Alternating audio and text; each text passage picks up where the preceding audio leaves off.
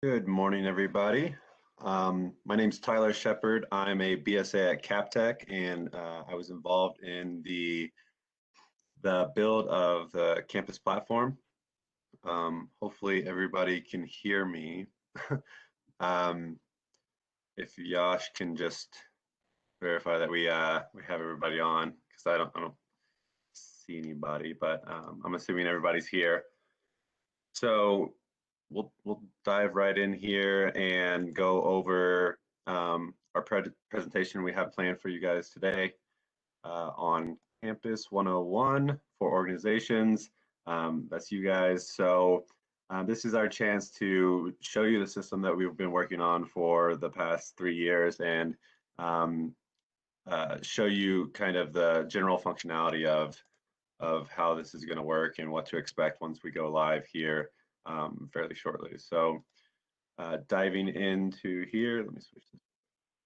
Like I said, this is a high-level overview of campus for you guys, the external organizations that are going to be using the external campus platform. The course is set for 3 hours. I don't know if that's going to be the total length, but we left time for answering questions at the end.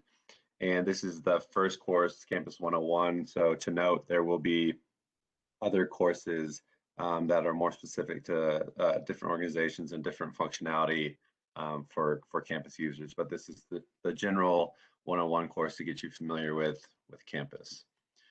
So here you can see kind of the outline of the slides that we'll be going over. And then, like I said, this is all about showing you the general functionality of campus, which stands for Claim Access and Management Platform User System. Kind of a mouthful, but campus is a little easier to say. So this is your new hub for all workers' compensation claim and filings for the state of Minnesota to the Department of Labor and Industry. So this allows you to access parties and then quickly access any claim information online while ensuring that we are able to get injured workers through the process as streamlined as possible. So today, you're aware that there's a lot of paper filings involved and a lot of manual processes. So this is intended to cut through that and streamline the process to get an injured worker taken care of as quickly as possible. So we'll show you a lot of the features that we've implemented to solve for some of those manual processes that are currently being done today. So quick overview, this is a self-service online web-based platform that allows you quick access to all of your claims, related documents, events, and outcomes related to workers' compensation. It allows you to send e-documents to parties securely, as well as send secure data and receive data between DLI and other departments such as OH and the Workers' Comp Court of Appeal. And then also with the data, we have the ability to minimize the claim errors through data verification and validations to make sure that the data is correct before it hits the system. So a little bit of terminology here, just so that, because we'll be throwing out these words a little bit, entities and transactions are a major part of the system, and they make up a lot of how you interact with the system. So entities, when we talk about entities, we're talking about any parties that exist on the system, such as the injured worker, obviously, as the employee. So then you have organizations like employers, insurers, law firms, your state agencies, TPAs. So any organization like yourselves that work and interact with the system, they'll have a details page in campus. And then we have transactions, which are kind of, we call them things that are worked on, but those are obviously your claim being your main division file. And then making up that would be like your disputes, your rehab cases, your job placement cases, and then we have some internal transactions that kind of help facilitate DLI's work on some of these other transactions, like your compliance cases, your penalties, your outgoing payments that are being made to insurers and other parties. So those are all things that are specific to actions that are being taken in the system. So I said details page earlier, and this is what I mean here. So each of those entities and transactions has their own details page in Campus that displays information specific to that entity or transaction. So here you see an example of an insurer and the insurer overview section, which is this top section up here, that displays fields that are relevant to capture information around insurers. So each entity and transaction has their own separate details page with their own separate fields that best represent that entity or transaction. And then all these details pages share kind of common information like addresses and contacts for entities, and then transactions would have things like documents and parties. So anything that's kind of shared across different entities and transactions will be represented in this tabular layout here at the bottom of the details page. And once you start interacting with Campus, this will all become more familiar, and then we'll have some demos throughout the presentation to kind of help show you what that looks like in real time. So like I said, each entity has its own details page. They'll have their own unique identifier with a 2-letter abbreviation in the front. So employers would have like EE, insurers would have IR, trade partners would have TP. So kind of helps you distinguish between the type of entity and transaction that's being represented on the details page.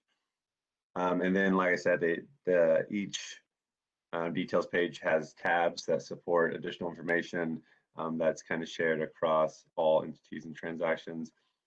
And then each entity details page will have group support information other than the employee, because it's not a group, it's an individual. But kind of it helps you manage the users and invites of your group if you have the proper permissions, which we'll talk about here a little later.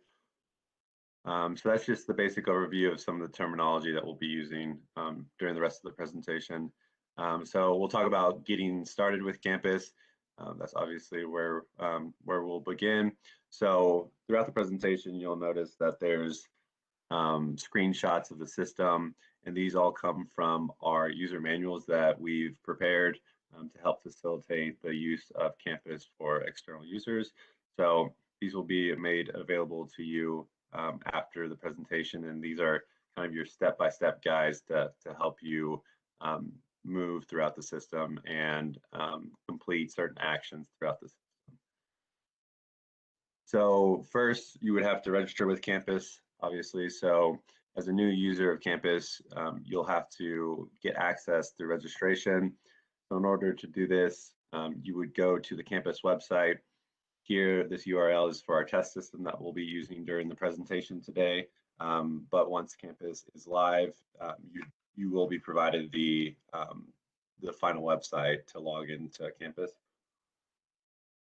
And then once you're on this page, it's as easy as just hitting sign up, filling out the required information that we need to create your profile, and then making sure that you have the valid email that you would like to use to sign into your account and receive all correspondences through. So it's important that you use the email that you'll be checking most often. And then you can complete the registration and receive an email to finalize or verify your registration and then get access to log into Campus. So the registration process is straightforward. We just capture some initial information to set up your user profile.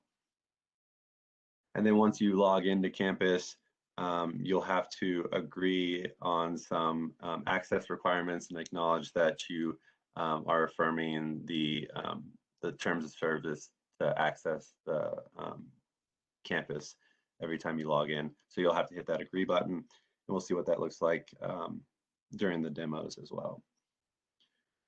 So once you're, if you ever forget your password, there's a quick option to get a reminder of your password. You just need to provide your email and then affirm that you're not a robot. And then once you submit, an email will be sent to you with directions on how to create a new password. And it's also good to note that for security reasons, campus passwords expire every 90 days. So once your password expires, the next time you log into campus, you'll be prompted to reset your password. So once you're in campus, you have the ability at any point to edit any of the information provided at registration that is associated to your user profile. So if your name changes or if your address changes or anything related to your information changes, you can edit that yourself once you're logged into the system. And then you can do this by just clicking the edit profile, which again we'll see during the demos, but you can see here on the screenshot. And then you have the ability to edit certain fields. Certain other fields are non-editable, but you'll see what that looks like once we jump into the system. So I mentioned a couple times demos, so we're gonna hit our first demo here where I will actually pull up the campus test site and show you the functionality that we were referring to. So during this demo, we'll see how to actually sign up for campus and then log into campus and then navigate to and edit the user profile. So jumping into campus now, here we can see the landing page for signing into campus. If I don't have an account yet, obviously I need to sign up, so I can do that by clicking the sign up button here. Once I do that, I'll be taken to this registration page, at which point I need to fill out all of the required information. So it prompts you to provide the type of registration or the type of user that you're registering as. And as you can see, we have several predefined options here. So you can be attorney or other legal professional, QRC or intern, a legal assistant, paralegal, the actual injured worker, an employer, a healthcare provider, or an insurer carrier. So these are some predefined options. If you're not one of those and you're still just the general user of campus, we also have the option for none of these apply to me. So once you've identified the type of user that you are, there might be additional information that is needed from you, such as your unique ID, either for attorneys or QRCs. Or if you're a QRC intern, you might have to provide some additional information about your supervisor's number. So depending on the type of user that you are, campus will automatically ask for certain information. And then obviously some information is required, such as first and last name, but you can provide additional information to help support your account, like date of birth, any kind of additional address information. So it's pretty straightforward here. We just need to get some basic information about you, your general contact information, and then the email and password that you would like to log into your account with. You would then have to review the terms of service and access requirements, and then affirm all of these check boxes here. So you're not a robot. And then at that point, once you've completed all the required fields, you can sign up and then it'll give you a confirmation. But at that point, you would go to your email, look at the verify your email, and then your account would be active, so you can then go log into your account. If we just use a test account here,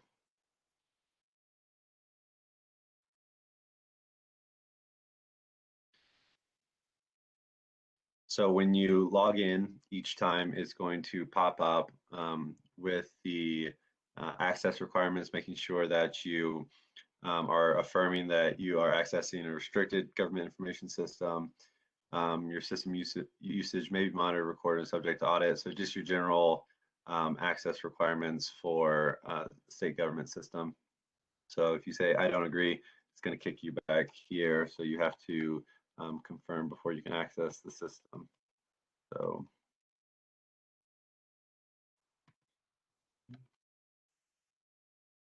oops.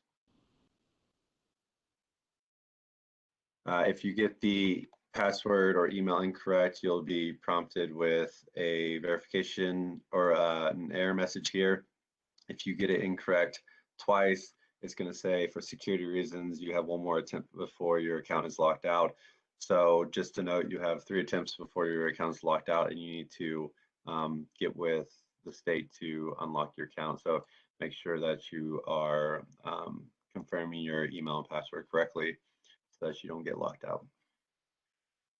So once you agree, that's going to take you to your homepage and dashboard. This is your main view for working with campus.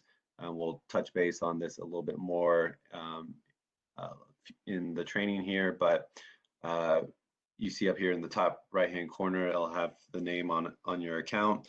You can access certain options of the system through this menu here.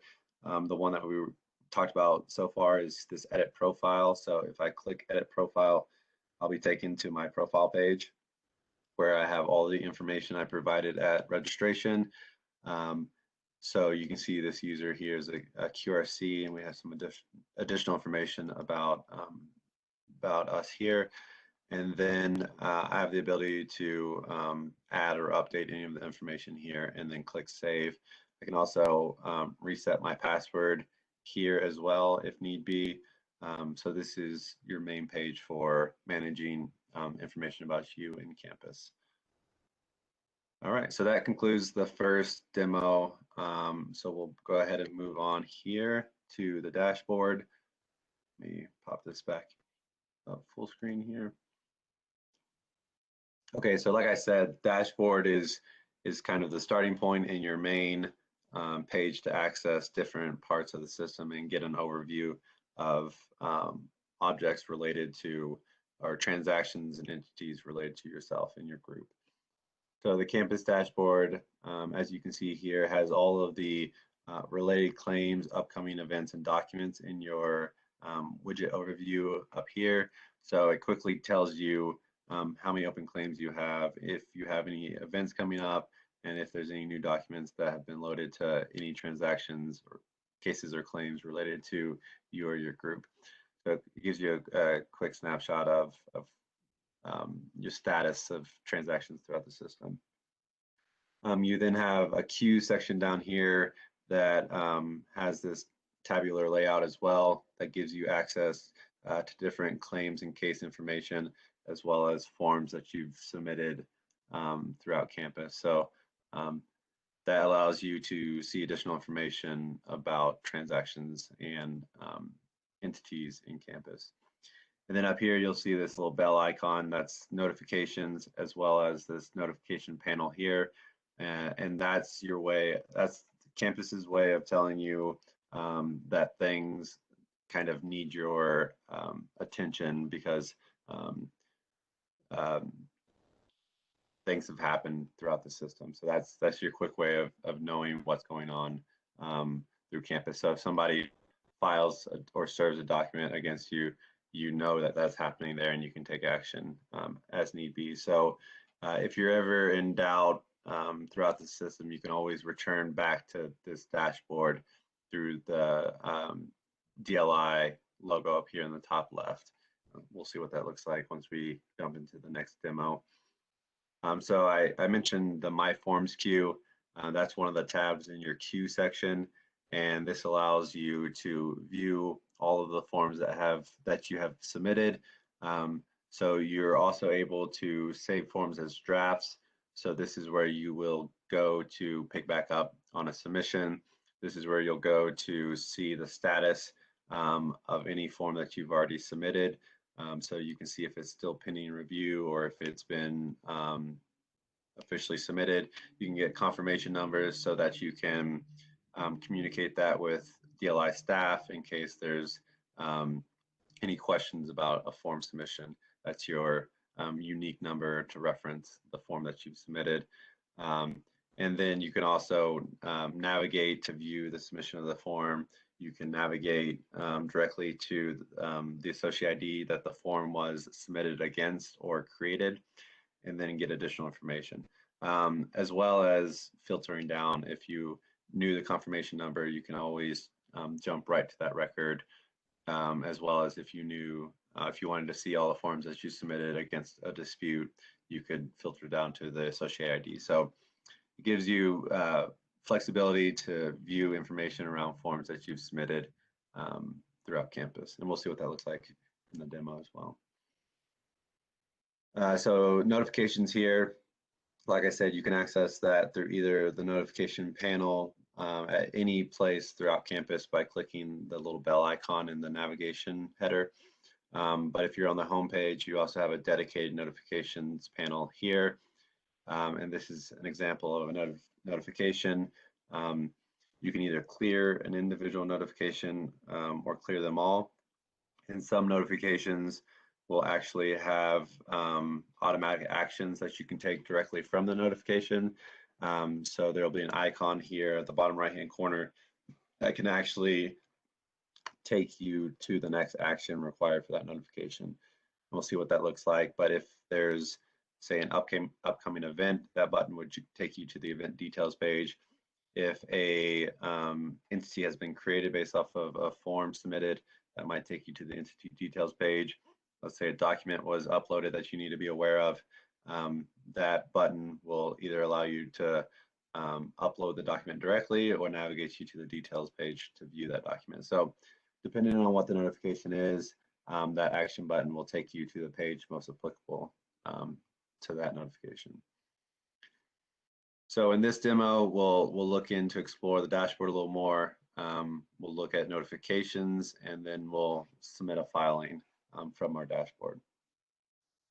So jumping back into campus here, like I said before, wherever we're at in campus, we can get back to the home page or dashboard directly from the logo here on the top left-hand corner.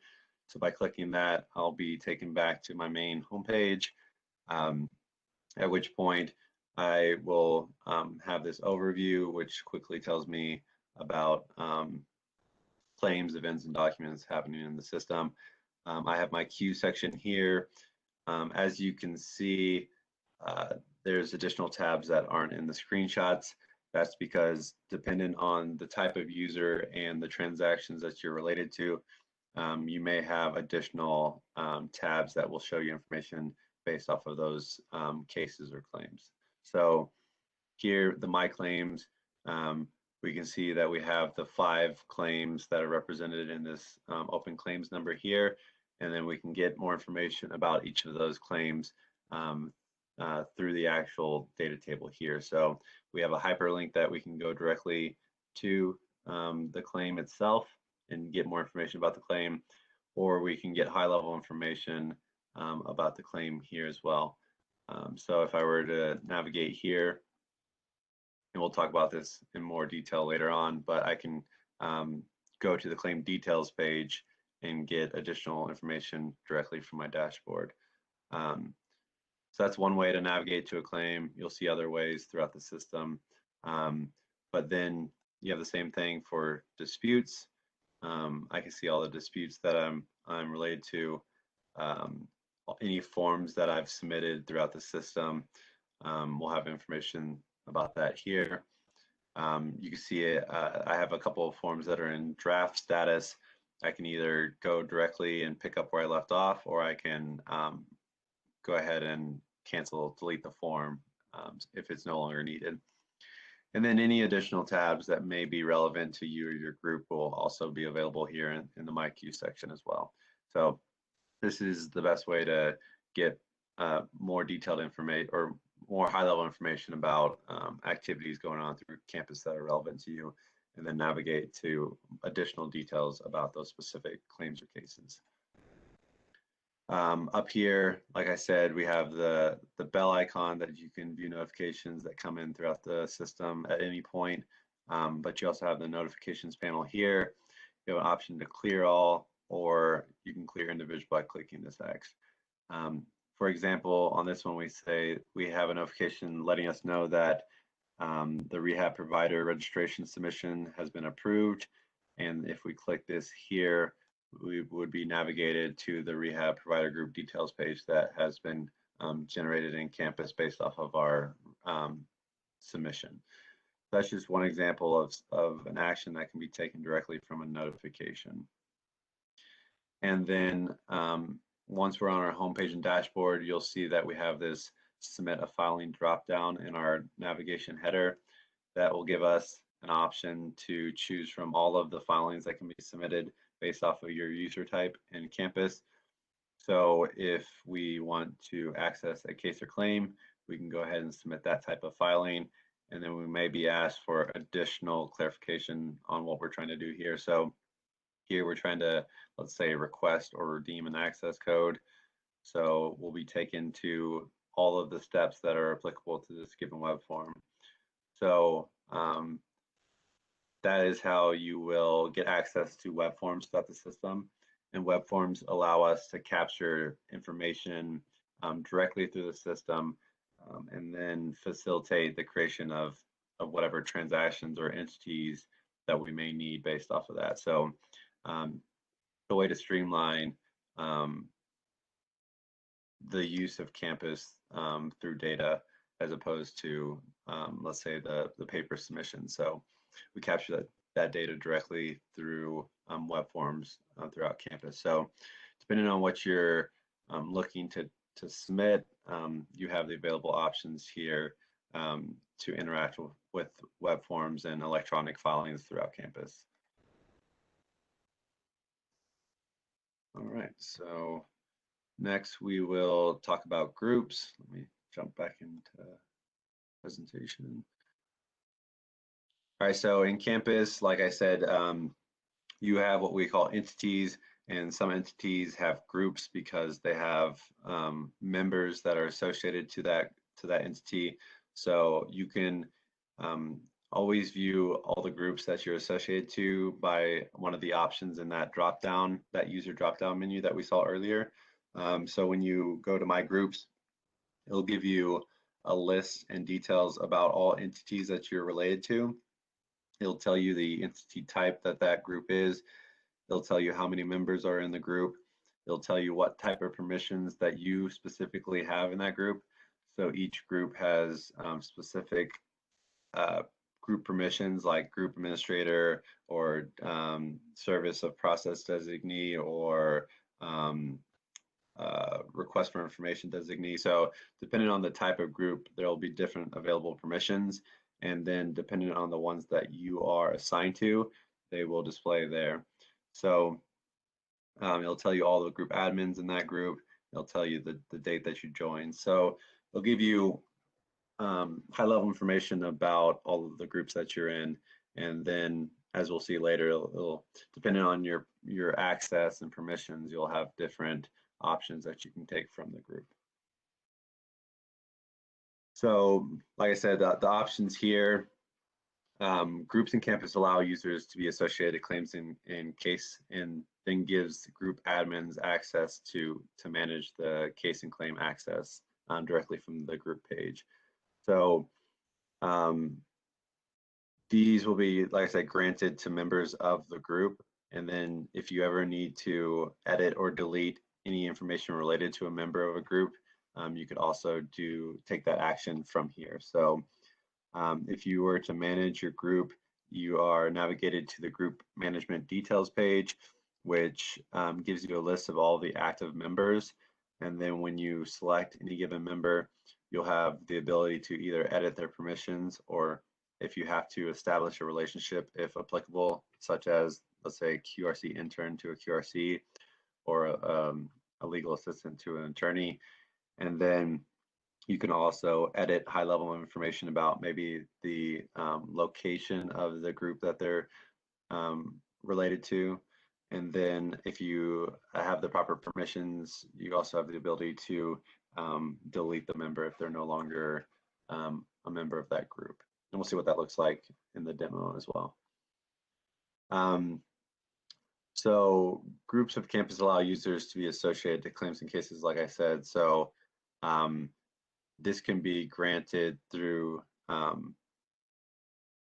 think that's kind of repetitive. So if you need to add a new member to a group, you can do that from the group management page with the proper permissions. So Once you add a member, it's going to ask you for some information like email address. And then the good thing here is if the user or if the member is already a user of Campus, Campus will automatically identify that and add them as a member once you have completed the add member process. If they're not a member, it'll use the provided email to send out a invitation to register as a user in Campus, at which point, once their registration is verified, they would then become an active member of this group. So again, if they're already an existing user of Campus, they'll automatically become an active member. If they are not, they will be sent a invitation to sign up with Campus and then be displayed in this open invitations until they verify their registration and become an active member of Campus in this group. If you would like to leave a group for any reason, let's say you are no longer working for a given company and you would like to initiate the leaving of a group instead of having the claim admin or the group admin remove you, you can always leave a group by requesting that here, and it's going to ask you to make sure that you would like to leave. And then once you leave, you would no longer have access to that group unless you're added back. So that's good to note that you can leave a group, but if you do, that group would drop off of your My Groups page and you would no longer have access. So you'd have to re-request access if need be.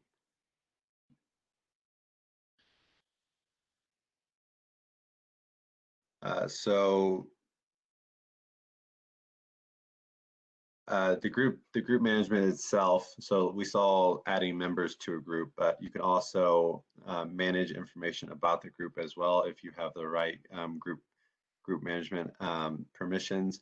So you would access that the same way by going to My Groups, and then you click the Manage Group button there, and then you have all of the actions to take from this page that we mentioned before. But you can also edit information about your group by going to the actual group details page or the entity details page. So in the Manage My Groups page, there will be a hyperlink to the entity details page itself. Once you're on the entity details page, if you're a group admin, you would have the ability to update some information about the group, such as the name, adding or editing address information.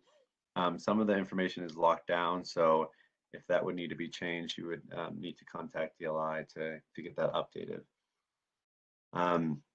Like I said, you can add an address to your group if you have the proper permissions, and then we would just request some high-level information such as the address type, whether or not it's your additional address, your mailing address, business address, contact address, and then you can save that directly to your profile so that that address is made available to select from throughout different parts of the system.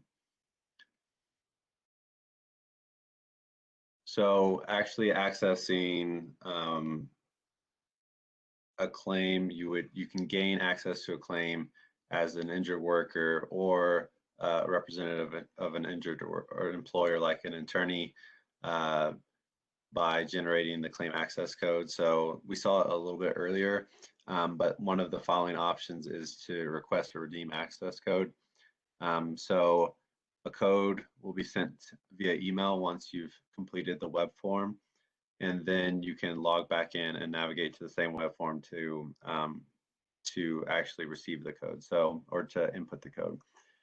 So when you need a code, you'd first initiate it by receiving the code via email, and then once you have the code, you log back into the same web form stating that you have the access code, and then you'd use the provided code from the email to complete the process and then gain access to the requested claim.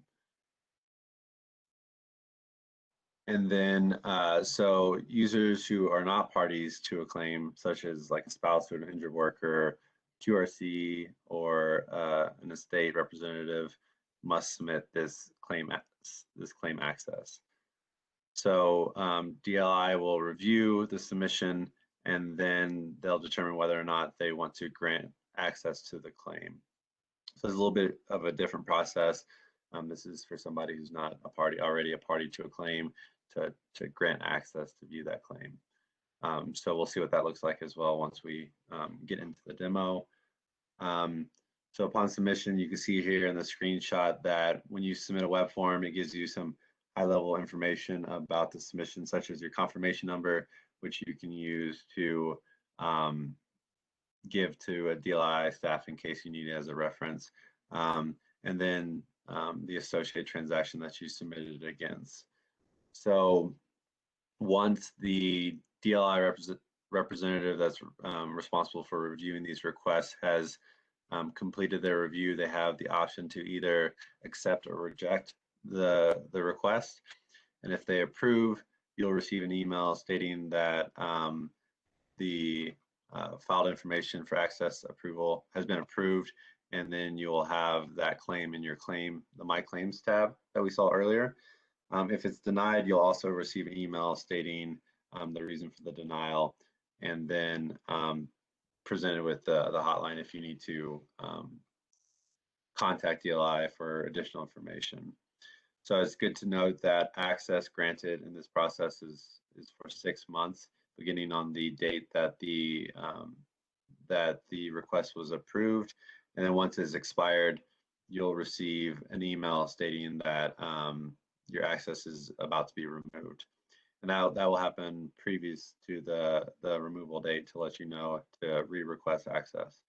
If at any point during the claim's lifetime your access is removed, you'll also receive an email stating that your access has been removed, so you're aware that you no longer have access to that claim. So Campus sends you automatic emails based off of when your access is anticipated to be removed or when it's been removed. So there's also the ability to download documents related to a file via a zip file.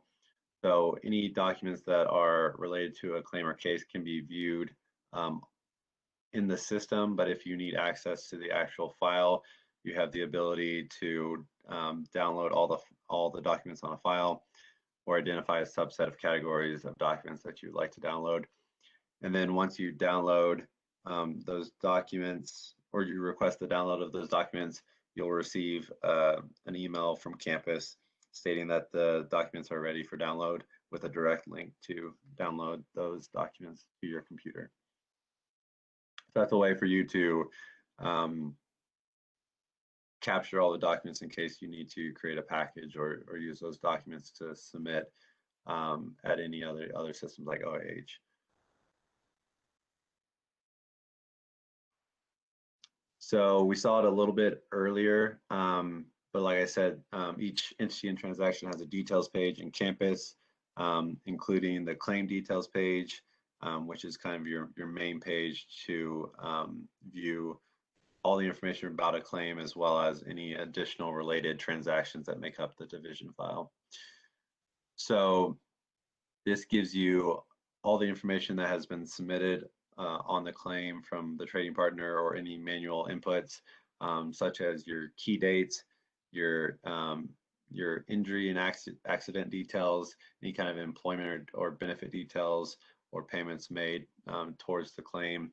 And as you can see from this screenshot, it's broken up into different sections, and each of these sections are expanded or collapsed on default when viewing the page, to help you quickly get the high-level information at first, and then drill down into the more specific information of these additional sections. So we'll see it actually in Campus, but we have the high-level overview. Looks like we might have some questions in the chat. Sorry, I going very fast there and didn't have the chat open. So we can definitely take time to address any questions. What is the turnaround time for granting access? That would be a kind of a business process that's going to be tweaked, but I would imagine that should happen fairly quickly, within a few days at max. But I don't know if I can necessarily answer that question specifically. I don't want to say something that is incorrect. But with campus, obviously, they're aware of it as soon as it's submitted. So based off the amount of work in their queue, they should have the ability to review that and approve it fairly quickly because it's all done through campus. So I would imagine that the turnaround time is quicker than it is today. But I couldn't give an exact time, but I think we can capture these questions. Either Yash or another facilitator can capture these questions, and we can get a more thorough answer from the business. Can we register for campus prior to 8/31? I don't believe that there will be access before go live, but there will be a ramp up period where we'll give everybody the ability to get in and register. Obviously, everybody registering at the same time is going to be an extensive process, so might see some initial. Yeah, it looks like we're getting a lot more questions coming in as well, so we can probably answer some of these towards the end because want to make sure that we hit the rest of this presentation. But I'm glad to see that there's a good amount of questions coming in as well. And all this can be readdressed once we've completed this presentation as well. This presentation will be made available to you. So I'm going to move on, and then I'm going to circle back up to the questions, but I'm glad to see that we're getting some really good questions in here. So diving back into the presentation, and feel free to continue to ask questions in the chat, and we'll get those addressed. We have the full 3 hours, and as you can see, we're making good progress through the presentation itself. So, like I said previously, you have high-level information about the claim itself here on the claim details page, and this allows you to quickly view information about the claim so you can identify the right claim that you're working on and take additional actions or view related information by expanding the section as needed. So on the claim details page, we have a tab labeled parties here, and this tab allows you to get the information about all parties that have been identified on a claim. So that would be the employee, any employers, insurers, claim admins. We could also have other kind of non-foundational parties such as like trading partners or file reviewers or any other kind of parties that might be related to a claim. You would see information about those parties there in that tab. It'll give you some high-level information about the party and their relationship to the claim. And then you would have the ability to navigate to that entity details page as long as you're a member of that group to get additional information about that group. And then each party can have one or more associated users. So these would be actual campus users of that have been identified as related to that claim.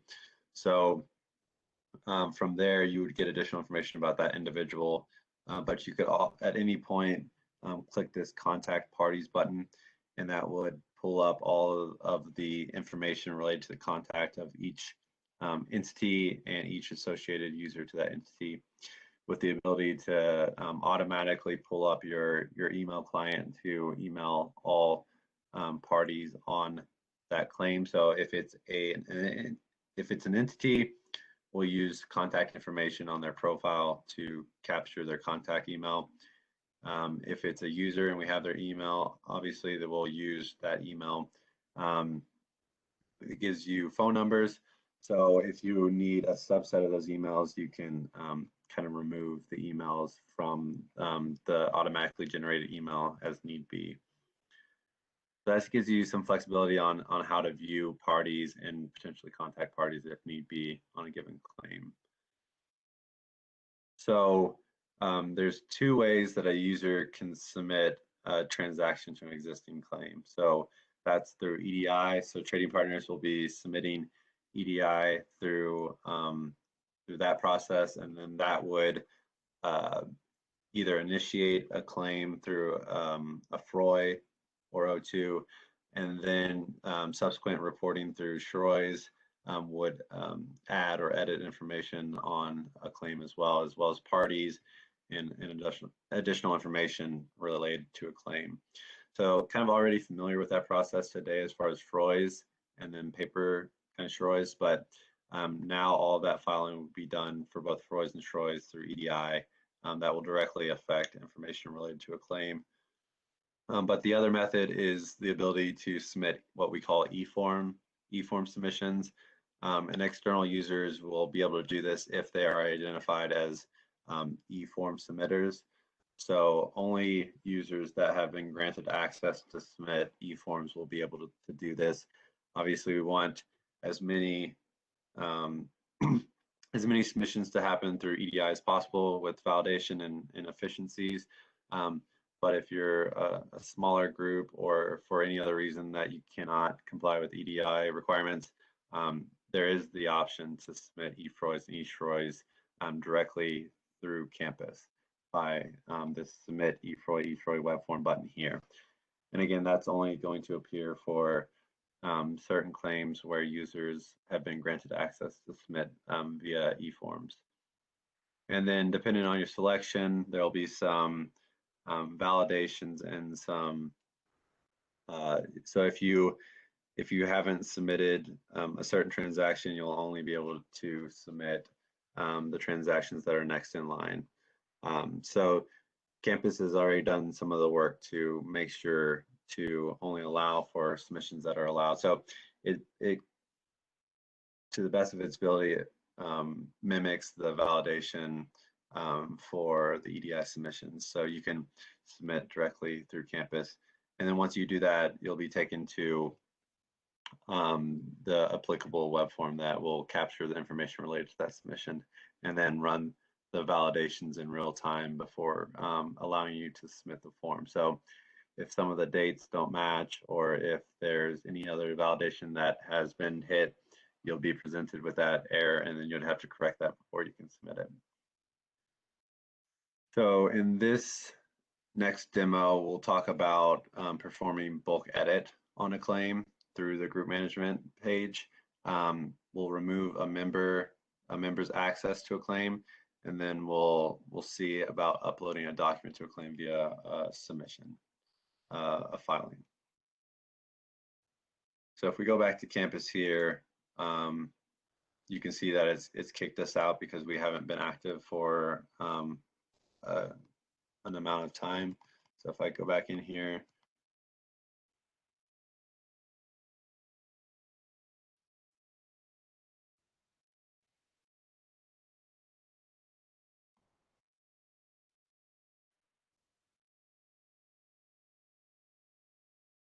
and then I will go to my groups page like we did earlier by clicking on the name at the top right hand corner and clicking the My Groups. And then if I go to a group where I am a group administrator, I would have access to manage the cases and claims on that group. So you can see here in New Brighton Insurance, I'm designated as group administrator access. So I have the ability to access this manage cases and claims. So once I go here, we'll see that it gives me a list of all claims and cases associated to myself. So if I go to claims here, we can click on one of these claims, and then it would give us the ability to edit members that have access to this. So if I click on edit, we'll see that there's currently 3 members of this group, and I can then add or remove any user's access to a given claim. So if I were to add Forrest Gump here as a member with claim access, they would then become an associated user to my group on this claim.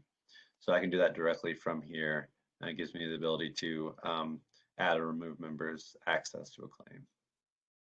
So that's a good way for claim administrators to designate and manage the access to a claim or case directly from campus. And then you can also see that it provides additional information about cases related to the claim that we're currently on as well.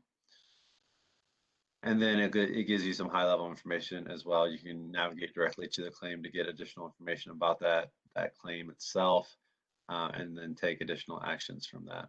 And then we can do the same thing for cases as well. So if we're on a dispute, we can give certain members of this group access to that dispute directly from here as well. And then it'll tell you the claim that it's the claim that it's related to. So that's a way to manage the claim and case access for members of your group if you are the proper if you have the proper access for group administrator. If we want to upload a document directly to a claim, there's certain filings that give you access to upload a document. So if we go back to the home page, we have the submit a filing option. If we want to say, let's say, initiate a dispute, we can do that here. And first we would need to, let's go directly from a claim here, and then we'll see some of the filings that are options directly on the claim. So if I were to go to this claim that I have access to, I'll go to the claim details page. Here you can see that we have that submit filing button directly from the claim itself. And if you know the claim that you're looking to submit a filing on, it's best to do it directly from the claim details page itself.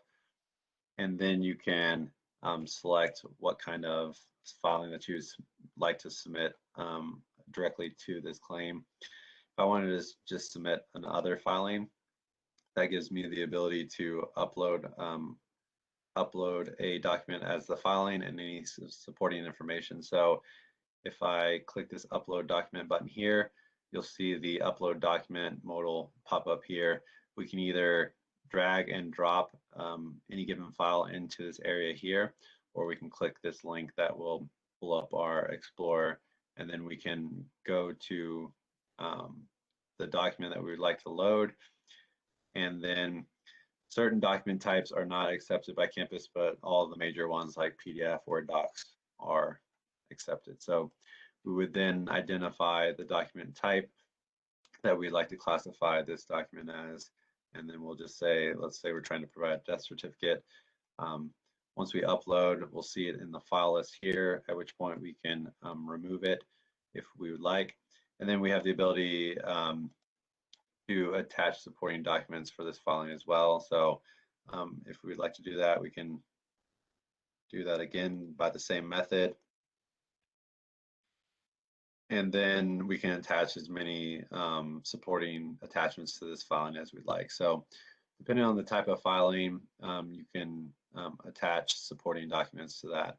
And then this filing requires that we sign our name, so that would be the same name that we use on the account. So you have to make sure that that name matches the name that the first and last name that you have on your account. And then we'll attest, and then once we submit, we can then go see that that document is attached to this claim. So it'll give us our confirmation number here, and then we can go directly to the document details by clicking this link here. And then that would allow us to view that document that we just submitted to that claim in a document viewer directly from campus. And then we can take other actions like downloading that document if need be, or do whatever we have to do. So this is the main document that we loaded to the claim, and then this is the attachment that we, the supporting document that we attached to that main document. So you'll get more familiar with the navigation about documents throughout campus. But that's an example of loading a document directly to a claim. And if we go to the claim itself, we can see at the bottom we have a documents tab, and that would allow you to view all the documents that have been loaded or generated on that claim. So some documents are automatically generated when you submit a web form. Some are generated when something is, or web form request is approved. So here we can see that there's 3 documents on this file. And this last one here is the one that we just submitted towards the file. And then we can get some additional information about attachments of this document. And then we can navigate directly to that document details page that we just saw. That's one way of a document being attached directly through or to a claim through a filing. And like I said, different filings might generate or attach different documents based off of the intent of the web form. All right. So we'll talk about the electronic proof of service process here next.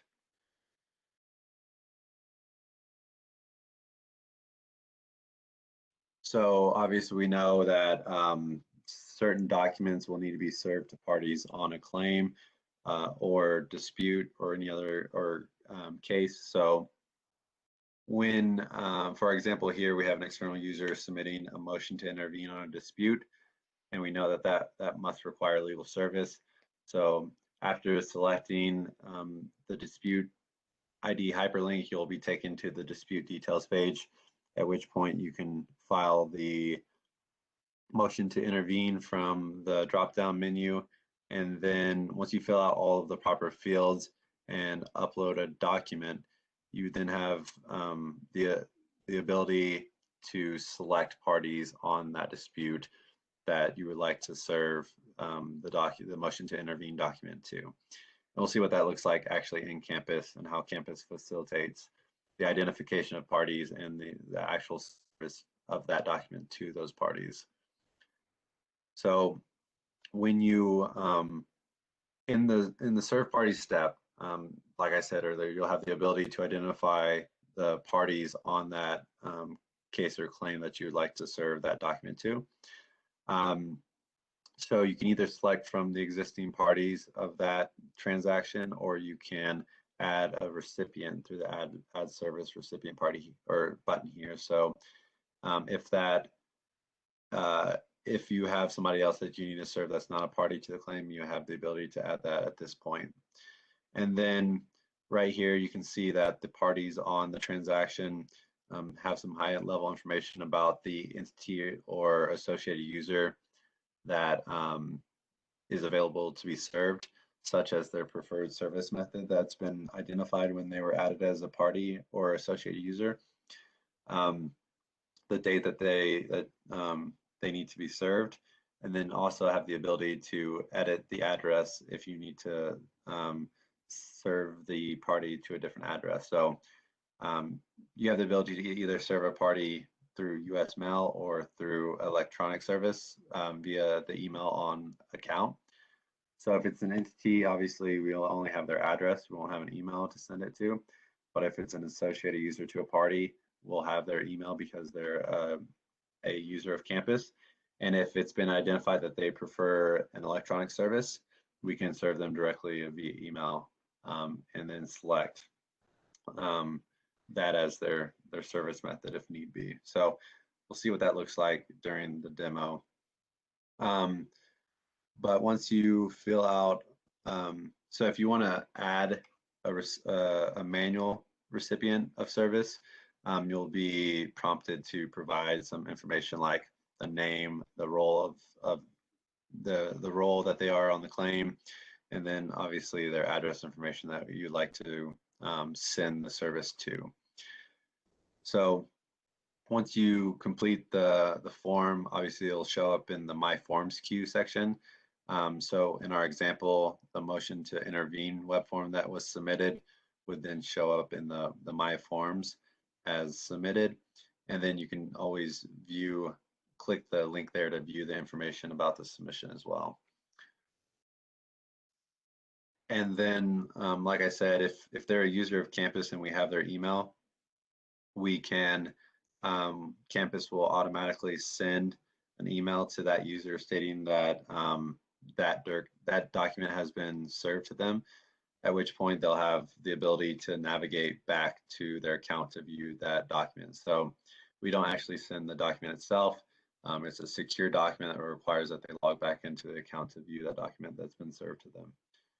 And then there's some additional processes that happen on the back end when a document is served, such as generating the affidavit of service attachment to be appended to that document, as well as automatically generating any address labels for mail service. And we'll kind of see what that looks like on the back end.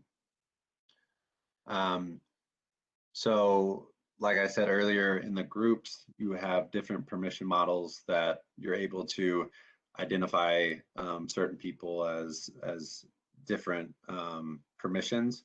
So each external entity will have the group admin that's able to assign out all of these permissions.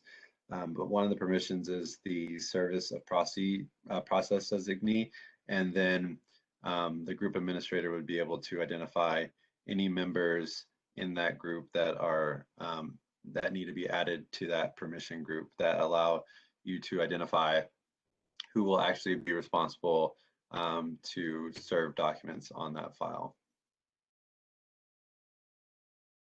So once this is set up, if a document needs to be served to an entity, the user that has that service of process designee permission will be able to be assigned as the role and receive this document. So if you are part of this group and a document is served to your entity, you will receive an email that this document has been served to your group. So that's a way for us to identify users within a group that need to be notified of document service to their entity so that they can take actions based off of that submission. And we saw earlier from our demo the document details page, but diving in a little further, this gives you the ability to view the image of the document. You can download the document. You can view details about the submission of the document, such as the document type, who submitted the document, when they submitted it, if it's been updated, when it was last updated, and then the transaction that it's related to, as well as any attachments that might be related to that parent document.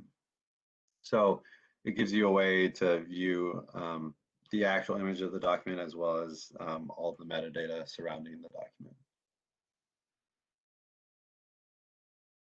So for this demo, we'll look at filing a form with an affidavit of service. So we're going to go ahead and initiate a dispute on a claim that we're part of.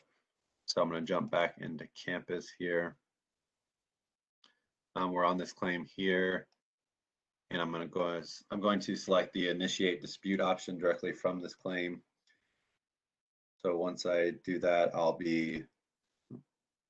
I'm navigated directly to the initiate dispute. I don't need to locate the claim since I'm already a party on this claim. So it's already identified this as the selected claim.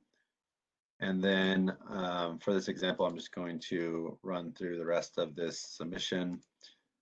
So depending on the filing, there's different actions that need to be taken. But I'll go through this. So I want to, let's just do certify this dispute. And again, a lot of these specific web forms will go in more in depth on additional organization-specific training and different training for this throughout the system. So if I want to upload a supporting attachment, I can do that, and that would be added as an attachment to the resulting initiated dispute document that is generated after the submission.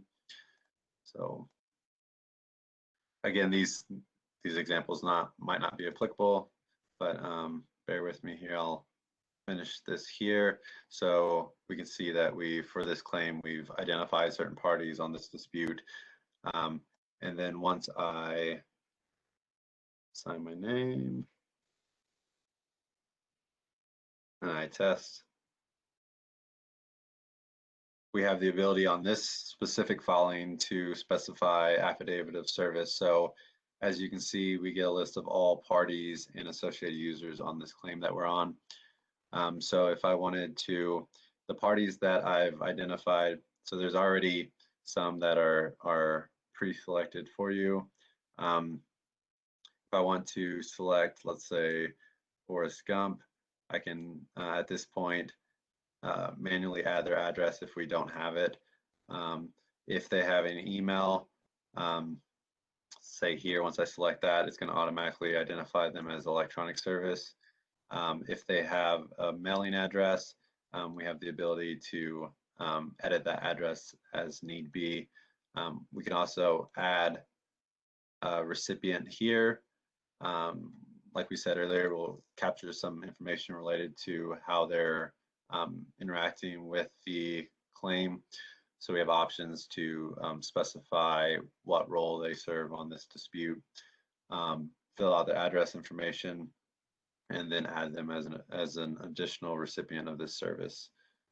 And then we would identify our declaration, finish signing this.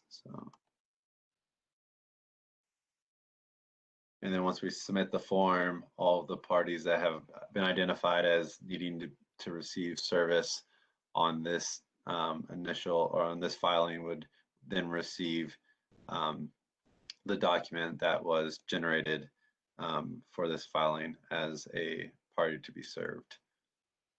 So that allows you to, as an additional step if need be, serve any document that is generated from campus or loaded onto a claim or dispute.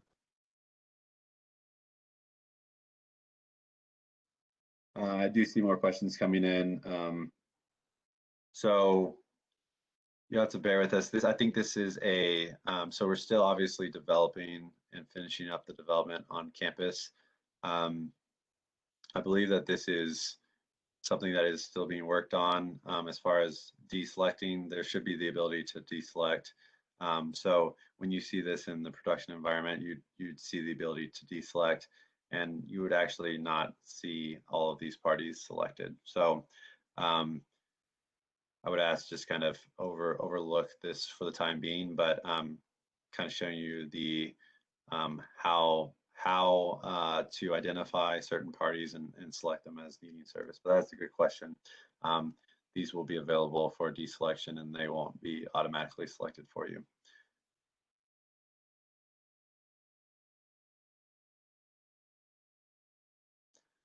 All right, so requests for information. We know that as DLI works some of these transactions, they will need to capture additional information related to their work. And this can be done on the internal site, but as external users, you would expect to interact with this request via email and campus. So if an internal user at DLI needs additional information about a file that they're working on, they can initiate that through their portal, and then you would receive an email stating that additional information is required for that given transaction. And then you can respond to that request through campus by clicking the link provided in the email. And then that would navigate you back to campus to respond. And it would also provide a code for you to use to initiate the response in campus. So to note, you would use the provided security code to initiate the response directly through campus. And then you can do that by either clicking directly on the hyperlink, or at any point you can navigate to the respond to request for information from the submit a filing dropdown that we've seen earlier. And this will give you the ability to identify the response that you're looking to respond in by using that PIN that was provided for that specific response. That gives us the ability to generate a unique request and then allow you or anybody in your group to respond to that request using the designated PIN that's been provided. So,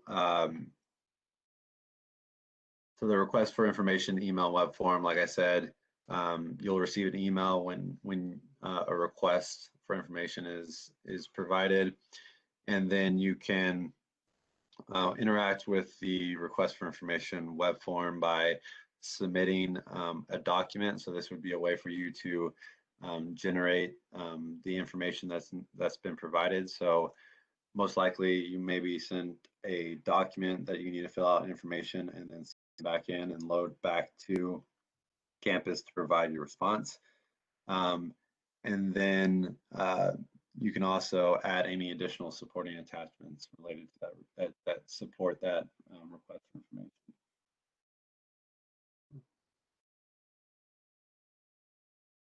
I see more questions coming in, and I'm going to go ahead and finish up the presentation, and we can circle back up on those questions because I know obviously have a lot of questions about some of the specifics, and we'll get to those for sure.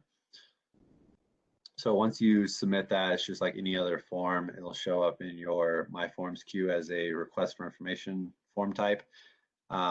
And then you can always go back to see what was submitted against that form. And then once you submit that, internal users will be provided a notification that that has been submitted, and then they can review the submission and take any necessary actions based off of the information provided. So lastly, we have elections. So just like any other kind of filing in campus, you can access that through the submit a filing dropdown in the application header. So the election to exclude coverage web form in campus is used to enter the required information about an election. So once you access that, it will walk you through the steps of all of the information that is required for that filing. Just like any other web form, you'll be required to submit all of any required information as well as any required supporting attachments. And we'll see what that looks like here in a little bit. And then once you answer all of the required questions, they must be yes for the election to exclude. So certain web forms require you to answer and identify certain steps before you can move forward and submit the web form. So it's all very easy, and the system lets you know what's required of you to submit the web form before you can actually click submit. So on the next step, there's the add button, and this allows you to add executive officers and managers. So specific to this web form, it requires you to, or allows you to add multiple options. So some parts throughout the system, obviously you'll have none to many, so you can add as many as you like. And then for this specific web form, it's for executive officers and managers that need to be identified on the exclusion web form. And then once you add that, you'll have the ability to provide additional information related to that actual record. And like I said, you could add one to many on this specific web form. So that's just part of some of the functionality in campus, your ability to dynamically add information as need be. And then again, we talked about the supporting attachments, but on this specific web form, you have the ability to attach supporting attachments that will be documents that are added as attachments to this generated web form. So a lot of these web forms require your full signature to submit. So we saw that earlier. You'll want to make sure that you are signing with the first and last name on your account as it's spelled on the account. So that kind of wraps up our scheduled presentation for Campus 101. And as you can see, we have plenty of time to circle back on any specific questions that you may have. I wouldn't be able to answer any business specific questions. I can answer functionality questions in campus. I don't know if Josh was able to grab somebody that could better answer some of the business related questions, but I can scroll back up to the top of the questions here and see what I can answer and see what I can follow up with and get you some additional information on. Yeah, and this is Josh, Tyler. I'm working on getting someone from the business side to answer questions, so just bear with me.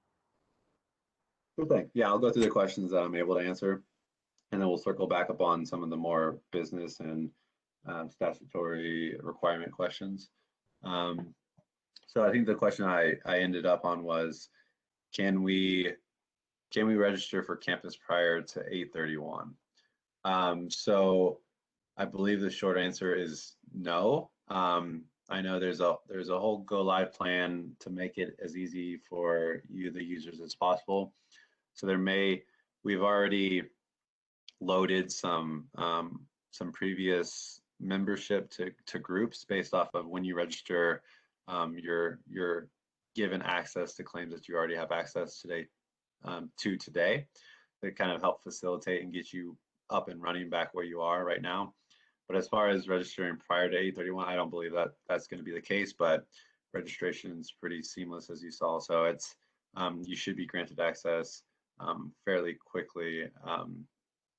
Or once you register, you will be able to verify and get access to campus right away. So as soon as campus goes live, you'll be able to register and get into the system. So hopefully that answered that question. The next one is how will Dolly confirm that a person requesting access should be granted access? So that's a business process question that I might defer to one of the business units that we can get on the call or we can follow up with afterwards.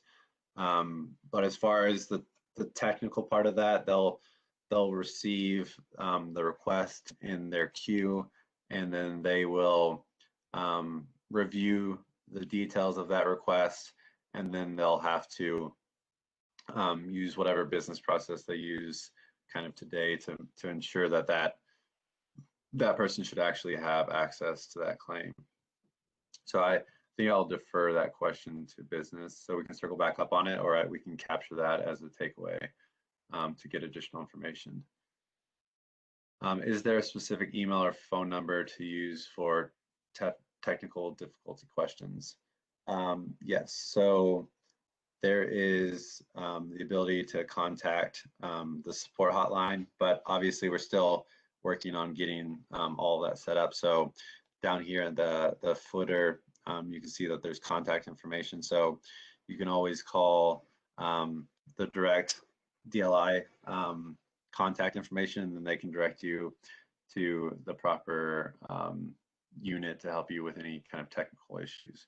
So obviously we're aware that, you know, this new system may have some, you know, technical issues at first, or some things that need to be discussed, or if you have any issues logging in or registering or anything like that, obviously you'll have the ability to contact somebody at DLI to help you through that. And then if it is difficulties with before you're even able to log in, that information is always available here at the bottom. So that number, that contact number, will be available to you to get help with working with the system. So I'm going to log back in here. Hey, Tyler. Yep. It's Josh. I have Brad on the line so that he can answer some of these questions. Awesome. So I think maybe we can bounce back to the question about how will Dolly confirm that a person requesting access should be granted access? So Brad, if you might want to speak on kind of the business process behind ensuring that the proper review is being done for granting access to a claim. Sure. And I just wanted to be clear, this is granting access to a file? Correct. Yeah. Okay. So it follows a similar process that it does today, except for you just file everything electronically. So you send in the web form with the appropriate documentation. That goes over to our copy file review team to review. They review the information, they verify it, and then you get notified that you have access through email and through your campus account. It will show you have access. And if you don't, if they reject the access, they actually reach out and contact you and talk to you about why they rejected the access. Awesome. Thanks, Brad. So hopefully that helped clarify that question there. So the next question here is, what if you have two email addresses you use based on the claims you're handling, i.e. insurer claims and then TPA claims? So I could take a stab at this, but Brad might have some additional clarification. But campus is obviously your user profile is directly associated to a given email. So if you have, I don't believe you would have to have 2 accounts, and Brad, you can correct me if I'm wrong here. I actually wouldn't say you would need 2 accounts. So Brad, do you know if that was accounted for, if they're using 2 emails, if they would have to have 2 separate user accounts, or if there's a way that we can associate? So if it's 2 email addresses, that is a 2 account situation. If it's something where you have a general email or your email you use, the group can associate you to their account. So say I work for ABC Insurance Carrier, and then we have a TPA arm called DCF. My email could be associated to both. So on my group page, I could see, I could jump between the insurance carrier and the TPA. But if you're actually going to use 2 separate email addresses, then you would have to have 2 accounts. But I will take that down as feedback, and maybe we could capture that, Tyler, so I can research it further, see what we can do to try to accommodate that in the future. Yep, makes sense. Thank you, Brad. So the next question here is, will we receive a notice of any notifications outside of the campus system, i.e. emails or alerts? So during the presentation, you saw examples of both notifications within campus as you're logged in, and then email notifications of actions that will navigate you back to campus.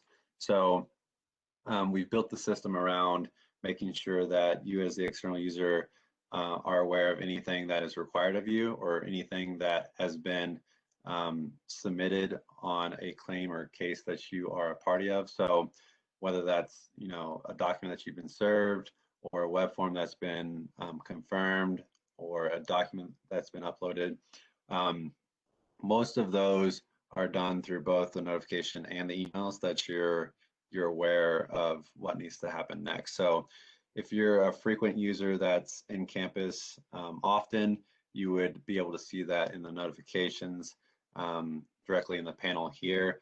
But if you're not, and we believe that it's something that you need to be aware of, or something that you need to navigate back into campus, such as like a request for information, obviously those are going to be sent to you on the email on your account, so that you're aware of some action that needs to be taken and you can navigate back to campus. So really, depending on what it is, it'll be a notification and email.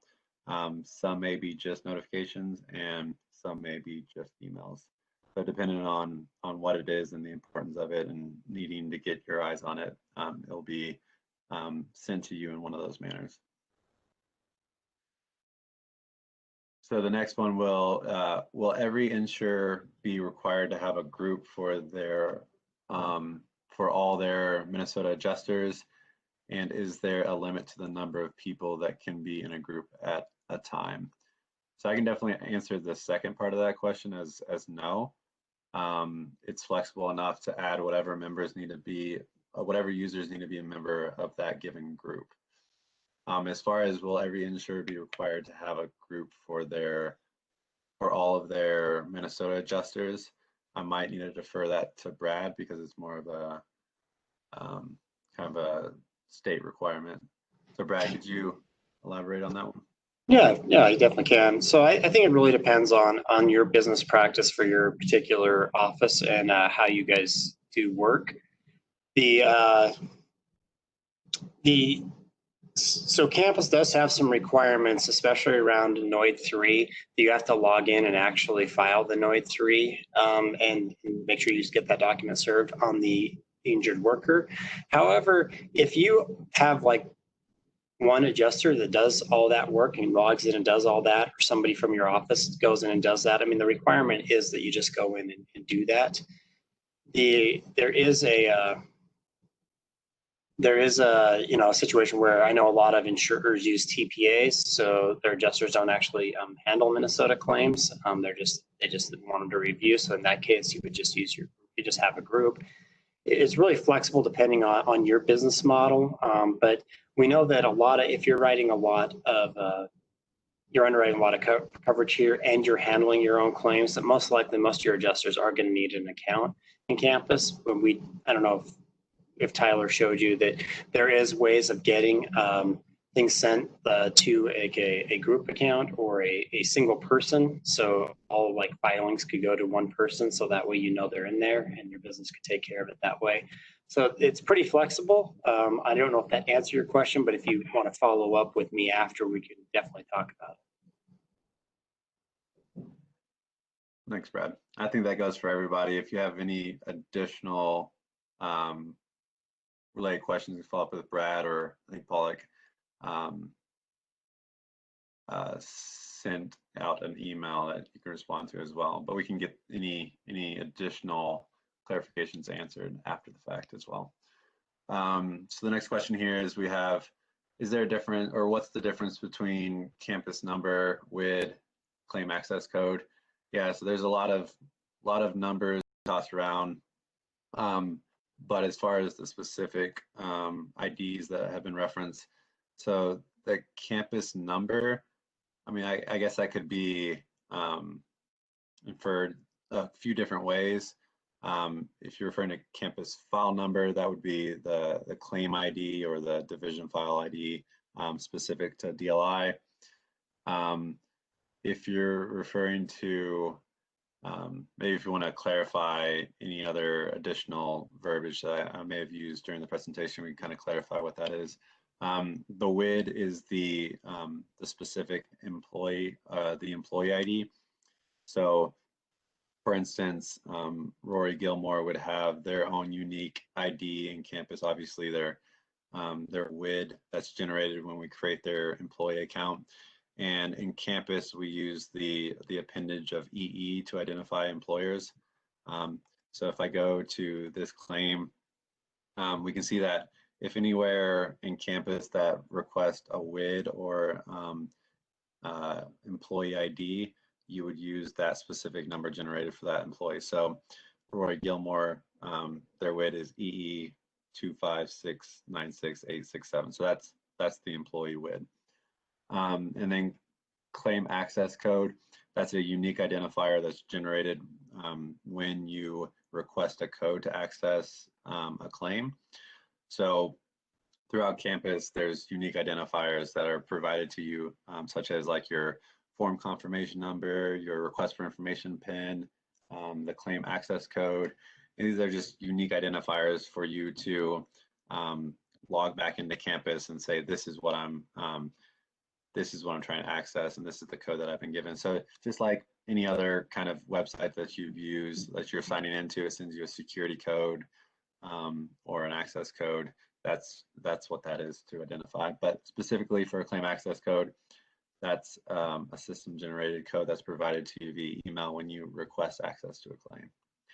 And then you in turn use that to complete the process. And Tyler, I can actually elaborate a little bit on this just so everybody is crystal clear on it. So the campus file number is the JCN. That's something that generally only EDI or insurers know about, but it is. So a file number, the campus file number, is associated to a specific claim with a date of injury.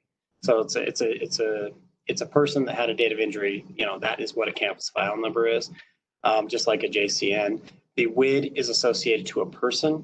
So a person's WID never changes, but they can have multiple campus files if they've had multiple injuries set up with them. And then all the other transactions that you've been talking about and I've been hearing is just related to the specific transaction.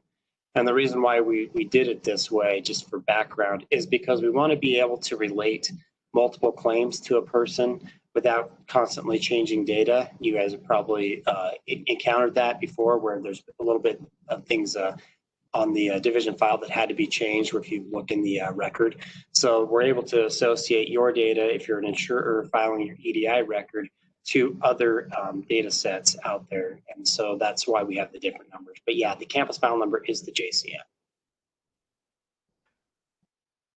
Yep, thanks for that clarification, Brad. Yeah, so you'll get more familiar with how Campus identifies different entities and transactions throughout the system, but that's yeah, to his point, there's unique identifiers that are used in today's world. They're just kind of formatted differently in Campus. So the next question is, when does an open claim on the dashboard close? So that's a good question. So we talked about this number here that represents your open claims, which are the claims that show up in your My Claims queue here.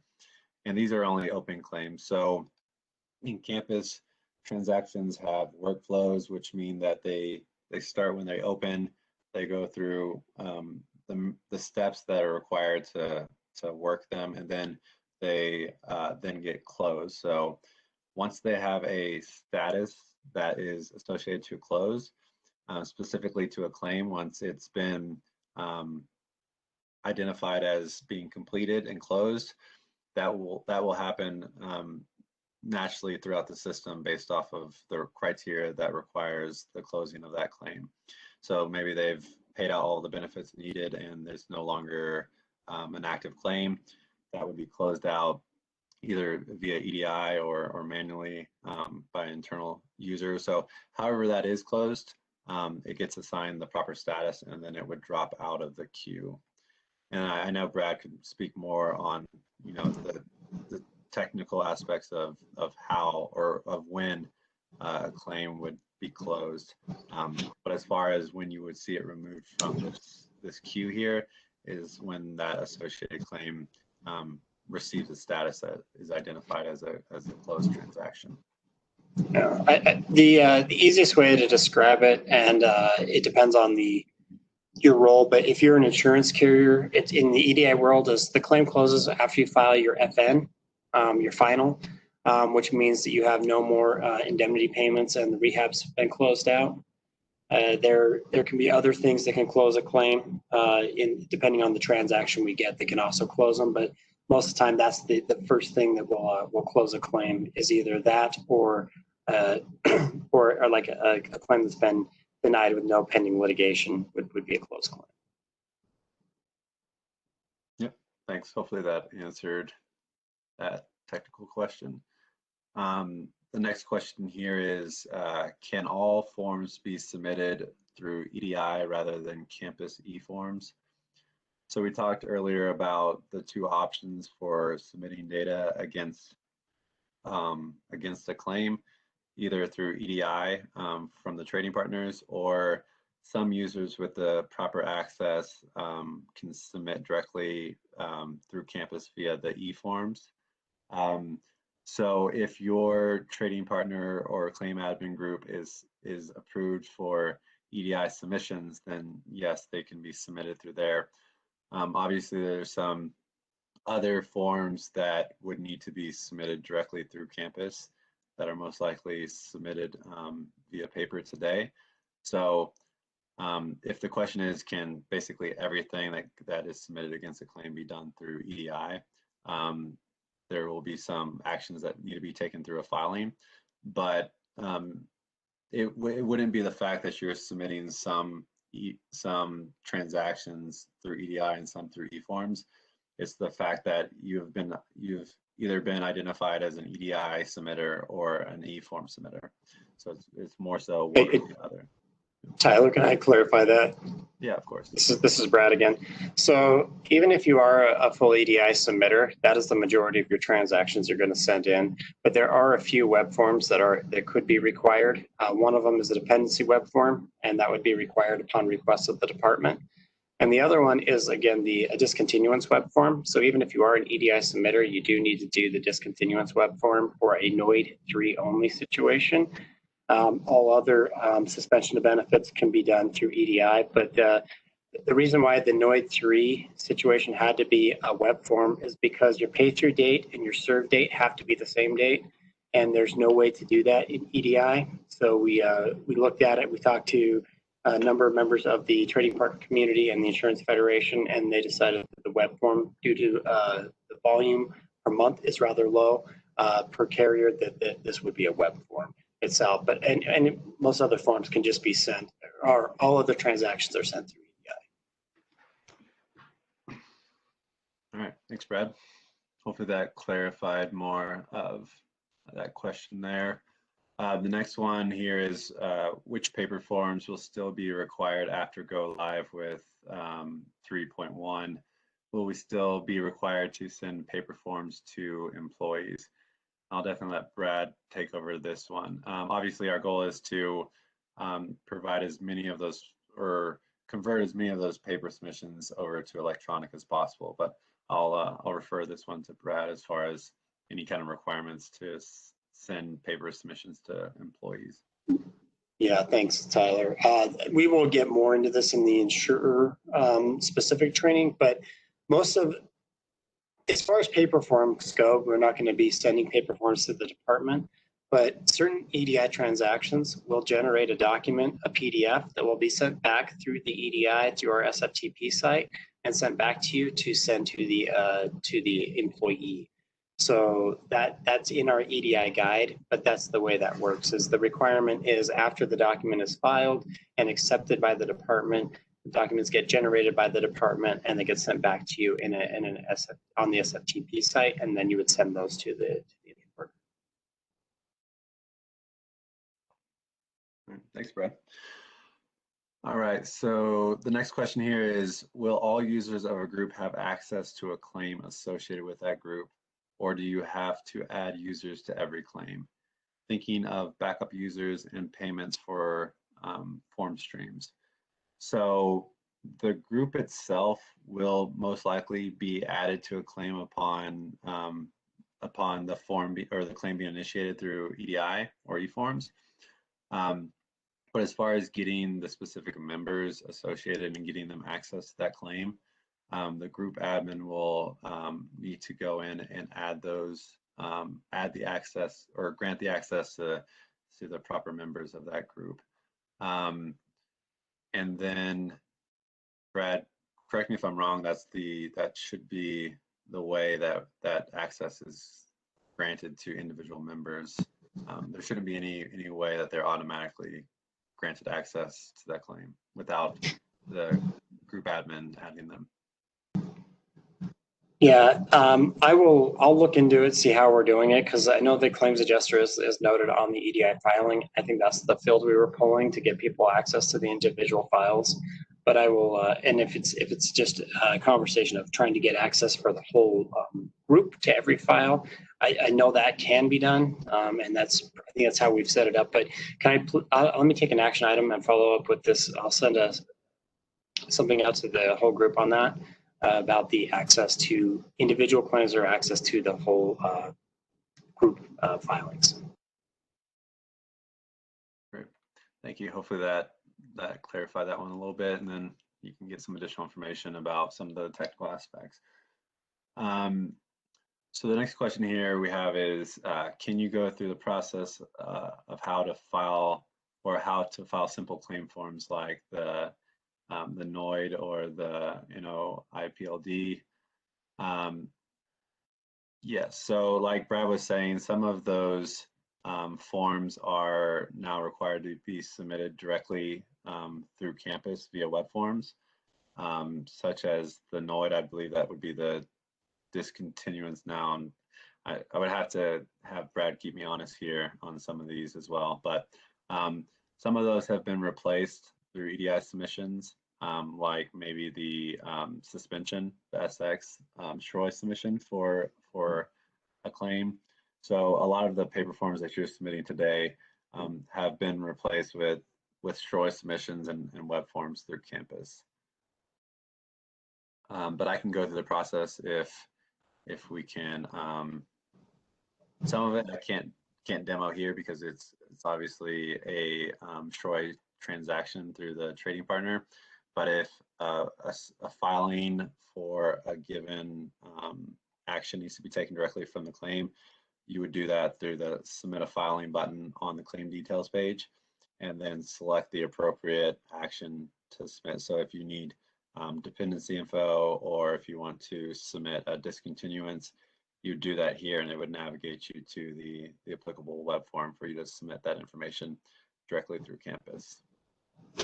Yeah, and we'll get into this more in when we actually start to do the insurer 201. But so notice of discontinuance. This is your NOID 3 situation, and I heard NOPLD, right? Notice of primary liability denial. That's yeah. So that could be that'd be your first action on a SROI. So that'd be your 04 transaction you'd send in for via EDI. On that transaction, it does capture, certain things that, the date you denied it, why you denied it. You always have to put that in there. And then if you need to send in the supporting documentation, you can either go into the campus as an adjuster and upload it, or you can actually send it through the EDI transaction through through our SFTP site. So the system could automatically generate that and send it into us. So if, for instance, you're doing a notice of primary liability, you're doing a denial of liability because of medical records, you would fill out the 04 transaction would come through, and then you would either log in and submit those medical records, or you could just have your system send it to our system through the SFTP site. And both those are outlined in our EDI guide. Awesome. Thanks, Brad. Might have another one for you here, Brad, but this one's related to document service. So does this mean that we don't have to print or mail the state forms to the employee or employer anymore? So so as far as document service goes, once somebody has an account in campus, they're required to have e-service. So if something is being served, it would be served through campus, through the e-service, so you wouldn't need to send it mail. But if there is a party that you need to serve a document to that is a non-electronic party, that would be sent through the mail, and you would notify, or you would put it on your affidavit of service that you're serving them mail, the date you served it and the address you sent it to, and then the affidavit of service would come through. For the employee, the employee is if they have an account on campus, you can serve them through campus, but if they don't, then you still need to send it to them mail. So I believe the current statute and rules are that you do need to send a copy of this form to the injured worker. I can check on that. I know there's been some statutory changes that are being kind of held up with the pandemic, and so they're kind of sitting over there. I can look into that. But the long short of it is you do need to still send a copy to the injured worker. Everybody else could be served through the system. As far as you sending something to the employer, that's between generally you and the employer on how you guys do that. Awesome. And I think this next question kind of rolls into that exact one as well. It says, for forms where 3.1 implementation guide indicates legal services required, are we required to enter this in campus, or can we send US mail and keep notes of when we mailed? So to Brad's point, the system helps facilitate the proof of service process for users and entities within campus. So hopefully a lot of those required documents have been facilitated through campus so that you no longer have to do that outside of campus. But at the point where you're required to complete that process outside of campus with another party, I believe you would continue doing it in that manner and then use campus to help facilitate when possible. Yeah, and I thanks, Tyler. This is Brad again. I think when you're seeing that in the guide, that's going to be the PDFs that we send back to you that you need to send to the injured worker. So that's to the employee. So that's going to be in the guide when it says require service. That means you need to send it to the employee and keep track of when you send it to them. Just like now, if you notice, like the FROI, the NOPLD, those types of things that require service to the injured worker now is the same as what it would be in the future. What we did is, because EDI doesn't map one-to-one with forms in the current world, is we tried to break them down into the transaction level, and we generate the document and send it back to you with just the information that's relevant to that transaction that would need to be sent to the employee. Awesome. Thanks, Brad. So this next question is more of a technical question that I'm pretty sure I can answer. Do password managers work with the campus login? And I think the short answer of that is yes. Obviously, that's dependent on which browser you're using and kind of which service you're using as your password manager. But I've seen it in the past that you can save your username and password to quickly log in. And I think the core of that question is, since kind of logs you out and the amount of security around campus to quickly jump into campus and do what you have to do. I believe that is supported since it's a web-based application. You should be able to use that.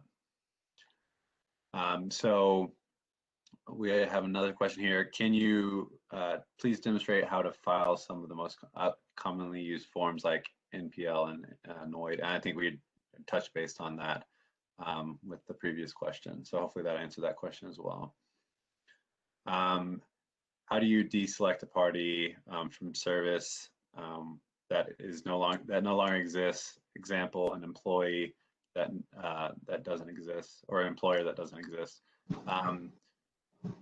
So again, we saw that there were some pre-selected options at the proof of service step, and like I said, we're still working through developing the final application. So that will no longer be something that is unable to be deselected as an option for a party to be served. But if the entity no longer exists, the proper method would be that they would no longer be a party on the claim, so they technically wouldn't be an option. But if they are there, you would simply just not select them as an option for a party. So it shouldn't be restrictive to define which parties are served, and should be flexible enough for you to, as the user serving the document, to identify the proper parties to be served. And Tyler, let me add on to that. If a party is no longer on the claim, this happens most often with attorneys where they've either been substituted by counsel or their retainer has ended. They will show on there, but they would show as an inactive attorney for the injured worker. They would just have a case where they can get file for a lien, basically. So you could choose not to serve them, for example, by just not clicking on them. Or if you know that you wanted to serve another party, you can always add them to the service step. And obviously they would probably not be in campus, so you'd mail them the service and they would just be on your proof of service. Great, thanks for the clarification. So this next one, I might need some additional information. So if you want to kind of follow up in the chat, because I'm not exactly sure at which point in the presentation this question was related to, but it goes, who will DLI send a request to? Will it be the owner of the claim or claim handler? And then we had a follow-up question, same as above. Will it be sent to every user who has access to the claim? So I'm not exactly sure which request this is referring to. So if you want to leave a Tyler, I know what they're talking about. Okay, go ahead, Brett. This is, and I clarify in the chat if I'm speaking about the right thing. I believe you're speaking to is a request for information from the department. So one of our auditors is requesting some more information. So there's a couple ways that can be handled. It normally would be sent directly to the claims adjuster on the file, but also we have a designee in there that can, you could put a different account, a different email. So we've heard that some carriers like it to go, like those requests to go to one person, and you could put them in there so they would get copied on that request for information, or would go directly to the claims adjuster. Yep, good point. So when the internal user initiates the request for information, they can identify a specific user in campus or whatever email needs to be sent for the request. But there's also the additional flexibility of identifying certain designees within a group to also receive that. So thanks for the clarification, Brad. It looks like that's what that was referring to. So next we have, and again, I think Brad may know the answer to this one a little better than I would. So it goes, who is the election website designed for? I think that was referring to the election to exclude web form. Wouldn't that information normally be on the policy? It is, but I think statute, you do have to file that with the department. And so that would be for an employer that's doing their corporate exclusions or having an exclusion for a work comp policy that's filed with our mandatory coverage unit in the special compensation fund. So if you are doing an election to exclude, this isn't a policy where you're doing like a corporate officer exclusion on a policy. This is an actual, there's no policy for the employer. They're just excluded from having workers' compensation. So there's nowhere to report it in the policy world. So they report those to that department. All right. Thanks, Brad. Thanks for the question. So the next one is just a facilitation question. Will this presentation be sent out? Yes, everybody should receive a copy of this presentation so that you can review it in more depth and get the information. But as well as the presentation, you'll have access to these external manuals, which will be a great resource for you to get step-by-step instructions on how to process some of the functionality throughout campus. So that material, along with other material, will be provided to you to help facilitate the use of campus. We have another question here. How does someone obtain an access number? So I think that's referring to the request for claim access. And that's through the submit a filing option on the header. Looks like we got logged out here. So you can request access to a claim through the filing. Let me log back in here and I'll show you what that is. And then that would then send that generated access code to your email on account. And I'll let Brad jump in if need be on kind of the need behind that. But as far as the technical how of it, that would be done through the submit a filing, access a case or claim, and then request or redeem an access code. So if you're requesting it for the first time, you'd obviously select the I need a code option, which would then require some additional information. And then once you attest, you would receive the email response with the generated code. And then once you receive that code, you would then submit the same web form to complete the process by entering the provided code there. So if Brad want to jump in with any additional clarification, he can, but if not, and it was more of a technical question, that's the process in which you would receive that access code. Yep, that's what I have nothing to add. Thank you. Okay, great, thanks. So I'd like to know how to obtain access code number. Okay, the next question was the same. This one is, Brad, what's your email address or phone number?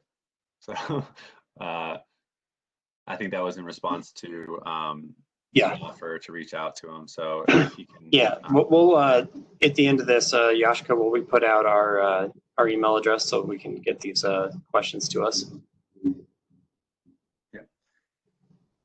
So the next one is, so is the campus file number different than the JCN number or WID number or the insured claim number? Yes and no. So Brad clarified it earlier, the distinction between the relation to the campus file number and the JCN. So the campus file number is the JCN. So what you're familiar with as the JCN today, just formatted with the designation for that in campus. So the CL-9 numbers is just the JCN formatted in the campus format. So if I go to this claim here, we'll see an example that the JCN that was created upon initiating this file is the exact same thing as what we call the campus file number, just formatted differently.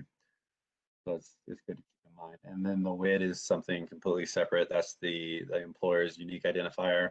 And then again, campus formats that in the format that helps identify that specific entity. And then the insured claim number would still be your claim admin claim number, which is the unique identifier that you use in your systems.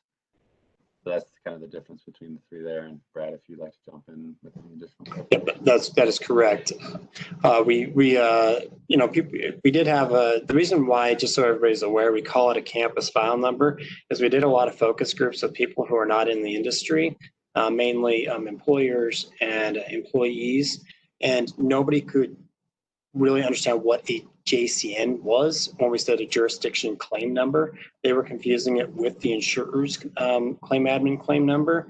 So we chose to use a different you know, campus file number, so to kind of distinguish it from that, so that they're not getting confused and putting your claim admin claim number as that number.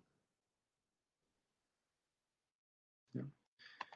Thanks for the clarification. I was just queuing up the next question here about can you show all the forms that pertain to EDI filings?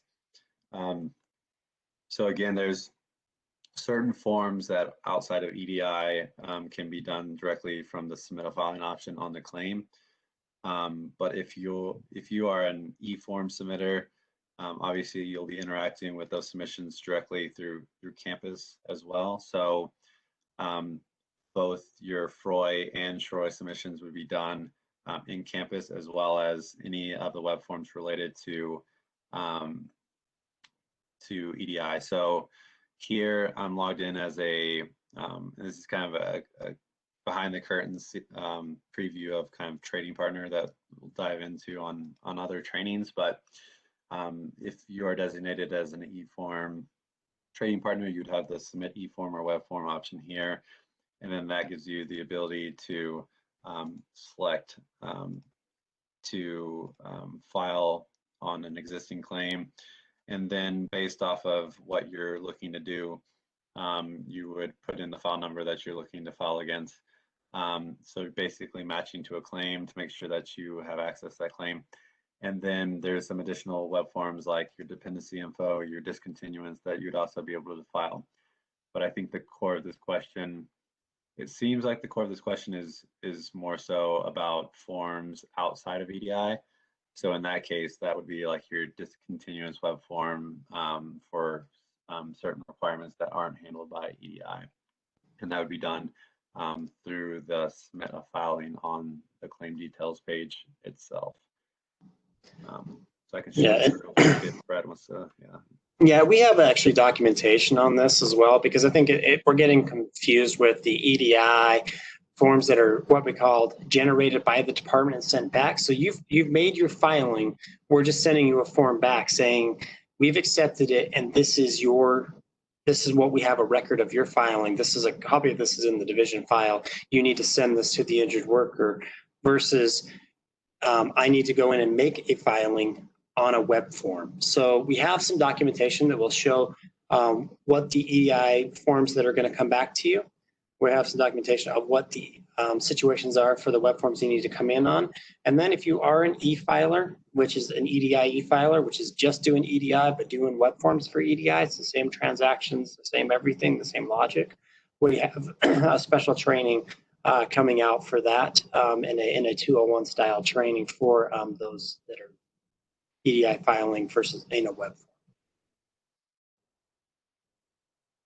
Yeah, appreciate the clarification there. I think, yeah, there might be some confusion between kind of the requirements around EDI and what to expect to get back. But to Brad's point, all that clarification can be provided. I think I'll hand this one over to Brad as well, because it's more of a go live plan here. But will we be able to go in and use the test system prior to go live? That's a good question. And unfortunately, we're not going to be able to go in and use the test system before go live. That was a consideration we had before COVID-19 happened, where to have users come into the building in the DLI domain to do that. Unfortunately, with COVID, we cannot expose our QA environment to that many people externally.